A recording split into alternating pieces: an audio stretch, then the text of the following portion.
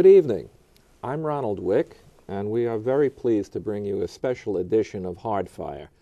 We are going to attempt a live call-in show, which we trust will bring out the best in everybody. My guest is Mark Roberts, the man who knows more about the events of 9/11 than anyone. He may disagree with me, but trust me, it's true. So until we get our first call, I think I should begin by pointing out something that bothers me, so it must bother you. People who accuse us of parroting the so-called government line, I often wonder what they think we get out of it. In other words, if I thought that George Bush and Dick Cheney masterminded the deaths of 3,000 civilians, why on earth would I want them to get away with it?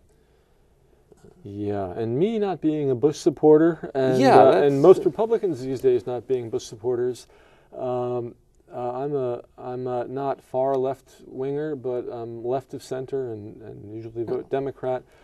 So I get accused of constantly of being an actual government agent. Yeah, and it's kind of crazy, so though. that would be something I would be getting out of it, a paycheck, I guess, from the government. And I haven't had one yet. I know they're slow, but are they that slow in paying? Well, I told you there is that problem that all my NWO money is going to a Mexican wrestler. It makes me sick. I don't even want to get into it. Your very first comment, though, I don't claim to know more about 9/11 than anybody. I think someone like Mike Williams, who runs 911myths.com. Mike knows a lot. I'm in awe of him. Yeah, he certainly knows a lot. People should go to his site. Anytime you have a question about 9/11, I forget often that that's the first place to go. You can waste a lot of time in doing the research that he's already done. There are terrific resources out there on the JREF forums. We have so many bright people. I exclude myself. The brilliant NASA engineer Ryan Mackey has written a comprehensive point-by-point refutation of David Griffin's chapter on the NIST report in his latest book. Mackey's work will be available soon. I was hoping to provide some kind of link to it, but I don't have that right now. Yeah, that's great news. I've learned more from him alone than from anybody else about 9/11. He's an almost infinitely patient explainer. He has a gift for exposition. People who have almost infinite ability to not understand, and really knows his stuff and knows what science is and how it should be done. Doesn't uncritically accept things that the NIST report says, but explains what's in it, which most people can't do better than anybody I've seen, and explains how they arrived at their conclusions better than anyone I've ever seen, particularly people at NIST. Oh, we seem to have a caller. Hello, welcome to Hardfire. Hey, hello, hi. We got some interference. How are we doing? Can you hear me? Hey, how you doing, Mark? This is Paul Isaac. How are you? Hi, Paul. How are you doing? So far so good. How's your evening tonight? Doing good. Good evening, gentlemen. I just picked up on the show. I'm sorry. I'm just looking at the delay. It's kind of a distraction. But I wanted to say hello to Mark Roberts. I remember you from 14th Street, and the Firehouse contacted me, let me know that you showed him that video. Did you show it to him? I'm sorry? The video. Remember we were supposed to meet up at Engine 10, Ladder 10? Oh, Engine 10. Yeah, I wasn't there the next week, as I said I might be. That was I was there during the Deutsche Bank fire. I was on the wall with the flag. Wow. The flag when the fire was. I thought you guys we were supposed to meet up over there. When are we going to set up? Sure. You want to go? You want to go next week? Yeah. Let's do Tuesday, Wednesday. That weekend is best for me, actually. Okay. Saturday. How's that? Sure. All right, same time at Ground Zero, right? Sure. Paul, why don't you tell people who you are exactly? I'm an auxiliary fireman, auxiliary lieutenant. I used to serve out of Engine 10, Ladder 10 before 9/11. I served in Engine 294 before that, and I was with Engine 207 as an auxiliary firefighter. Paul, do you have a particular 9/11 story that you'd like to share with us? Well, I got there late on 9/11. I caught the North Tower. I was on Broadway and Park Row when it collapsed. And, you know, we lost a lot of good people that day. And the fact that the government stalled as long as it did to get a proper investigation done with the 9/11 Omission Commission, you know, there were a lot of statements by Giuliani that wasn't in the book. And there needs to be a proper investigation. I'm neither here nor there with the issue of 9/11. I'm not anti-government. I just believe that a proper investigation needs to be done on behalf of the people that we lost. Okay, Paul, I'm gonna take objection to one thing you said there, though, which is that it took a long time for this 9/11 Commission report investigation to happen. The 9/11 Commission was basically a summary of most of the investigations that had already taken place. As soon as the first plane hit the first tower, investigations began. It was the largest criminal investigation by far in history. Right, but there was more money spent on the Monica Lewinsky investigation than there was on the 9/11 investigation. You're talking about the 9/11 Commission report. Right, and the fact that Giuliani's statement wasn't in the book about tripod, and the fact that Pier 92 was already being staffed by OEM shows that there was an investigation that was not conducted properly.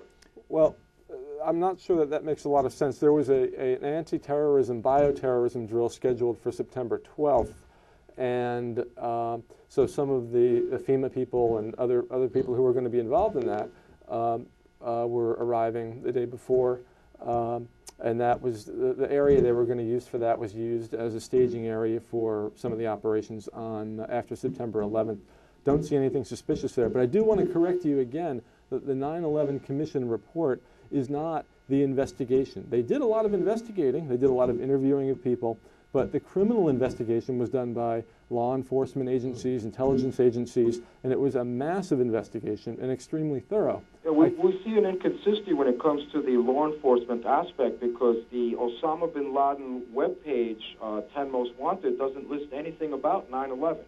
Yeah, he's not. Well, that's because the most wanted people are under indictment. Bin Laden isn't considered to be, for one, the main planner of 9/11. But he was the financier. No, he was not. No, Paul, he was not the financier. There's no evidence that Bin Laden gave money to support the 9/11 attacks, nor was his money needed. Al-Qaeda had a budget at the time of around $30 million. Right, but we were also influenced into the war in Iraq, stating that 9/11 was connected to Iraq, and this was done by the President of the United States, and then he refuted that charge. Well, I agree with you there. I'm totally opposed to 9/11 being used as a fear kind of thing to get us into a war in Iraq against people who did not attack us. So I also look at the historical event of the Reichstag incident, where we had the Enabling Act, we had the Fatherland Security, and we had a blind war on terror. And here, after 9/11, we have the same circumstances where we have the Patriot Act, we have the war on terror, and we now have Homeland Security. Three very similar incidents. We're not living in Hitler's Germany, though. Do you think that things have gotten to that extent? As far as the libraries are concerned, believe me, you are continuously under surveillance at the library. Well, I mean, the Jews aren't being dragged out and murdered. Well, the Brooklyn Public Library was shown prior to 9/11 that the alleged hijackers and the people involved in 9/11 were utilizing the library system in Brooklyn. And now we show with the Washington Post article by Mark Fisher that there was, up until 2006, individuals working in the Brooklyn Public Library praising the 9/11 attacks. We have a lot of suspicious activity occurring within the Brooklyn Public Library, and it needs to be exposed. Right now, I'm investigating it, and we have a few law enforcement individuals also looking into this matter.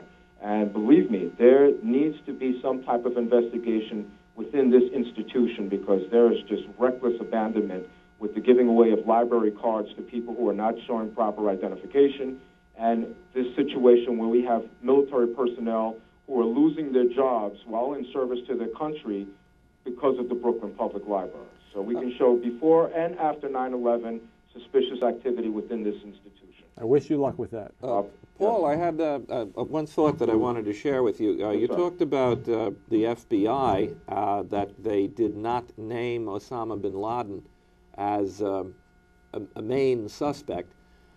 If the FBI were complicit in some sort of conspiracy, as is often alleged by the people who claim that these attacks were perpetrated by the government, don't you think the FBI would be on the same page with the rest of the conspiracy? Wouldn't they have bin Laden wanted, dead or alive? Well, I believe that the wanted dead or alive came after the hysteria after 9/11. We saw all the scarism, and I find it. But don't you think they're legitimate fears? Bin Laden has been under indictment. He is on the most wanted list since 1998. Right, for the Dar es Salaam and Tanzania Sure. bombings. Sure.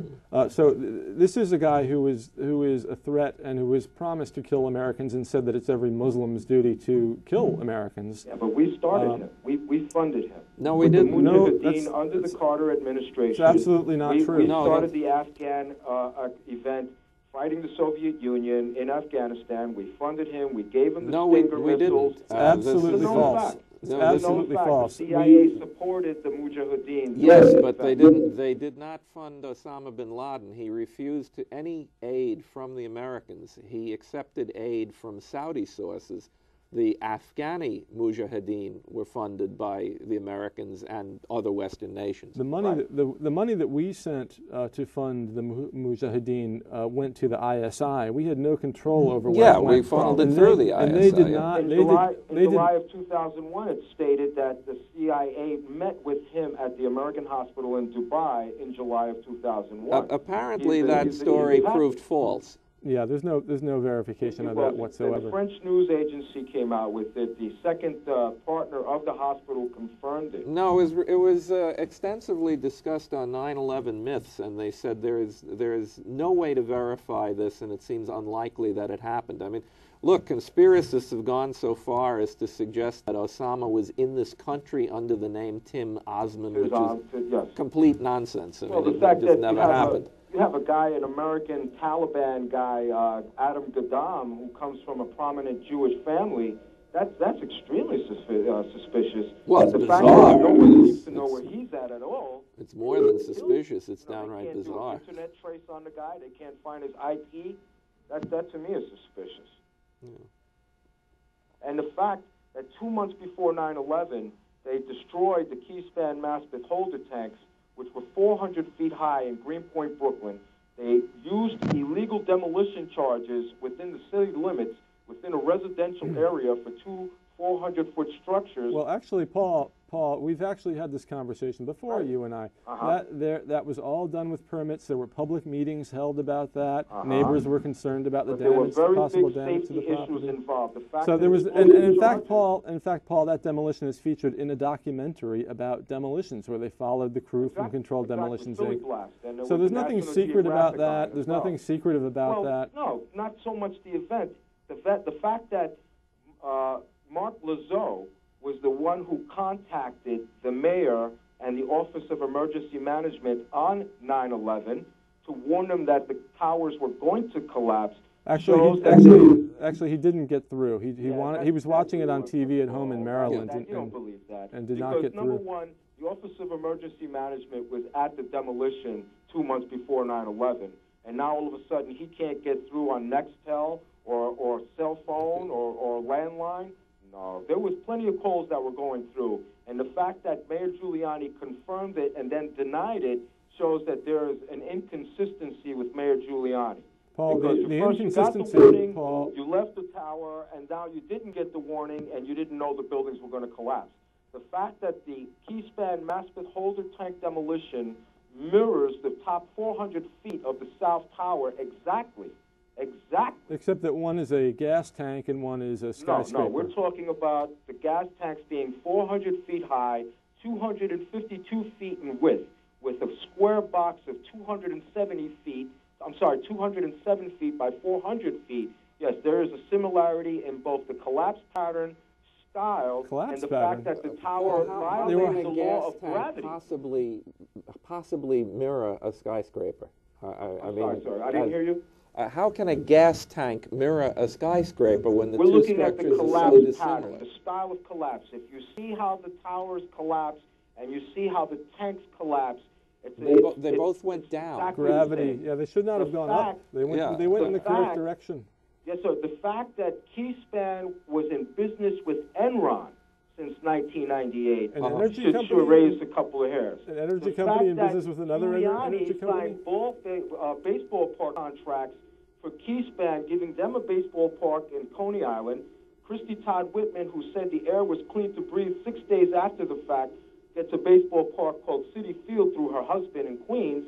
And the fact that J.P. Morgan, which is the same J.P. Morgan that Deutsche Bank nearly burnt down from, gets the new Yankee Stadium, shows that there's a connection with the Giuliani baseball contracts and the so-called oddities with Christy Todd Whitman and Enron. That right there was never part of the investigation. Paul, we appreciate the call very much, but we have only one telephone line, so we're going to have to interrupt you. But we thank you once again for calling in. Okay. I should apologize to anyone who's trying to call in that we anticipated having more than one line, and it didn't work out that way. So we're going to do the best we can. Paul gave us a lot to think about. Yes, that is certainly true. He's connected many dots. Yeah. He's in the History Channel documentary on 9/11, which I highly recommend to people. He's seen at Union Square with a flag and a firefighter's helmet. I think I saw that. Yeah. And I've got a little video of him also out there. I just have we have another caller. Let's see who it is. Hello, can you hear me? Yes, I can hear you fine. Okay, and who are you? Hi, this is Pat from the Screw Loose Change blog. Oh, Pat. Welcome, Pat. Good to hear from you. Thanks. I don't want to take up a lot of time, but I do want to congratulate you guys on all the work that you've done. You've been a terrific inspiration to all of us in the debunking movement. Well, he's the man to congratulate. I mean, I don't have a TV show. Neither do I. Well, the two of you work together well. One question that I do have for either or both of you, we see these polls out there that indicate, anywhere from 10 to 20, maybe 30% of the population buys into this nonsense. And yet at the same time, when we look at the demonstrations that are out there, with the exception of the one in New York on 9/11/06, it's always kind of a minuscule crowd of, maybe 5, 10 people with black shirts. Why do you think, despite the fact that supposedly there's so many people who believe in this nonsense, they can't get anybody to come out to their demonstrations? I'll give you my quick answer, and Mark can discuss it in a little greater depth. I think if you ask people in a poll, do you think the government had something to do with the attacks of 9/11? You're going to get a whole bunch of people who don't like George Bush who will say yes. Now, what do they really mean? They mean they don't like George Bush. They certainly don't think that this mathematically impossible imaginary conspiracy was planting thousands of pounds of explosives in the World Trade Center with no one noticing. They don't think that this gigantic conspiracy is running around the world not building gas pipelines and not stealing oil from Iraq. They just don't like George Bush. So sure, they'll say to a pollster, I think the government had something to do with it, but they're certainly not willing to make the effort to join in a demonstration.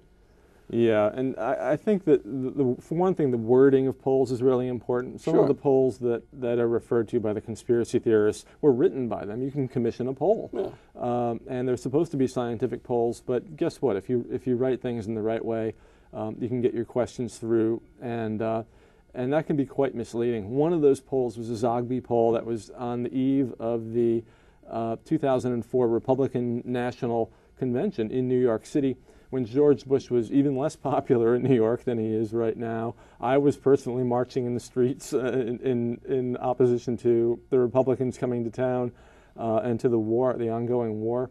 So they did the poll literally on the eve of that convention, which is going to get the answers you expect, which are overwhelmingly that we don't trust our government. Sure. Yeah. So that's pretty basic. Here in New York, though, I never hear anyone talking about this issue. You're absolutely right, Pat, that they only get a few people out to their events. And this is a city of 8 million. The metropolitan area is 22 million. I've never had anyone on my tours talk about this stuff, and I've never had it come up in conversation, and I live right here. So where are all these people who are so upset about this? Yeah. It's a small group who are that upset that they're going to get out and do protesting, and they would be out protesting something else, that the Bush administration or some other political cause, if it weren't this. A lot of them have done that in the past, sort of long-time, part-time protesters.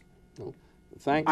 I certainly agree. I think we got to brace for another one, because I think that there's going to be a 911truth.org, I think it is commissioning another poll that's going to come out in the next week or so. So we should expect another, bunch of chest thumping about how many people agree with these guys. Yeah. I would like to see them ask as a simultaneous poll, how many people believe that the government perpetrated the attacks of 9/11, and how many people believe in the Loch Ness Monster? I think you'd see a strong correlation. Angels and fairies. Angels are and high. fairies, yeah.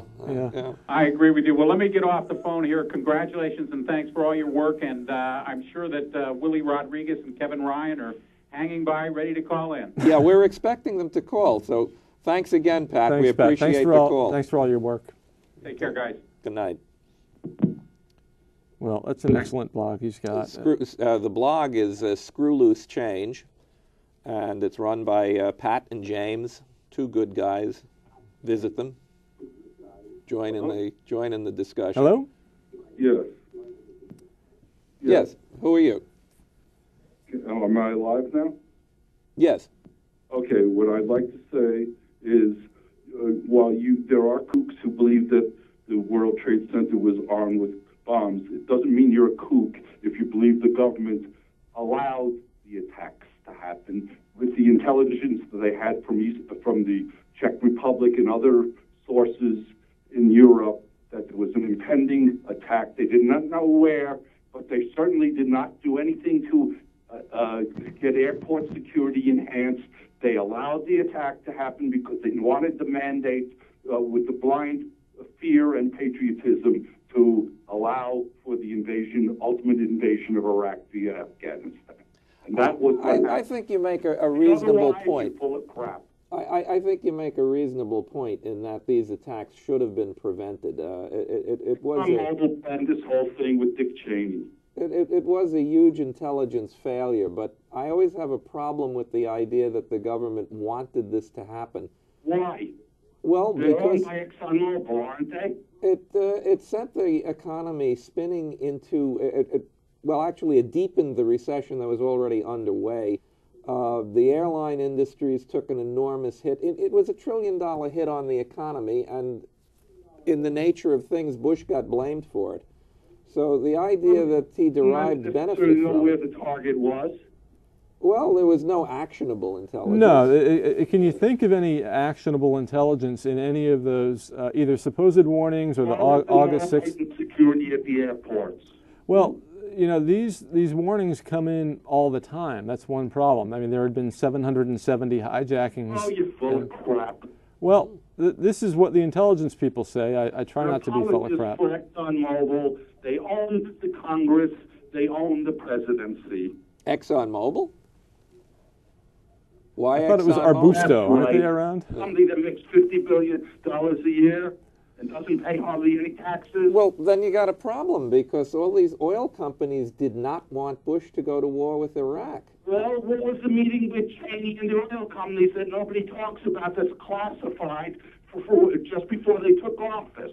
Well, all we know is that the oil companies were begging Bush and Cheney to drop the sanctions on Iraq and to do business with Saddam Hussein. They sure were. They wanted that oil legally. Yeah, I mean, it doesn't really make sense. The oil companies had a lot to lose and very little to gain by a war with Iraq. Now people... Well, who's pumping out 3.5 million barrels a day from Iraq now? It's ExxonMobil and BP. No, actually, our imports from Iraq have declined. Yeah, we're getting much less oil from Iraq now than we were before the war. They planned on a cakewalk and they didn't get it. Well, the cakewalkers, the military campaign, that was easy. They thought they were going to be able to pump out 6 million barrels a day from Iraq, and they couldn't do it because they misestimated what would happen after the the so-called victory that Bush announced. What's your source on that? Huh? What's your source on that? What's my source on that? Yeah, the 6 million or million barrels a day out of Iraq.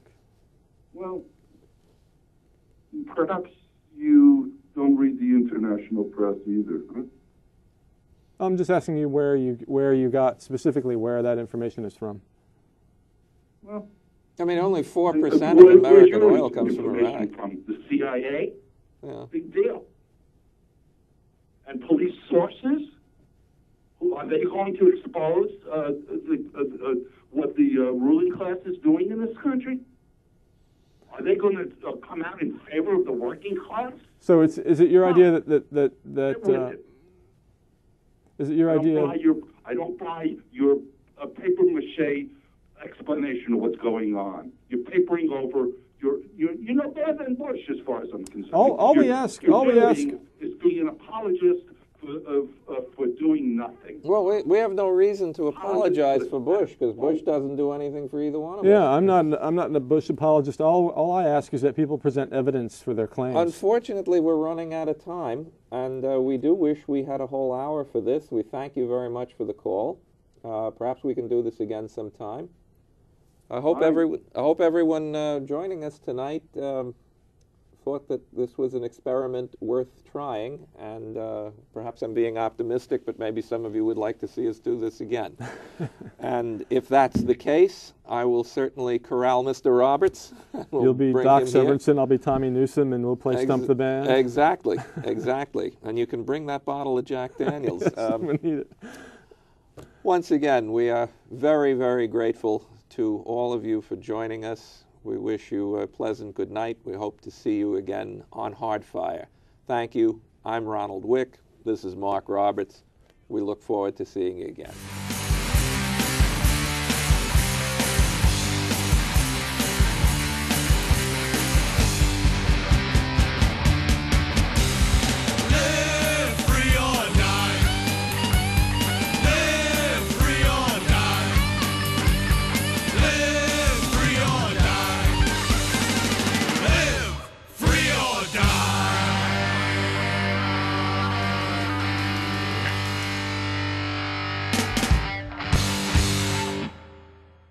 Hardfire is funded in part by the Libertarian Party of New York.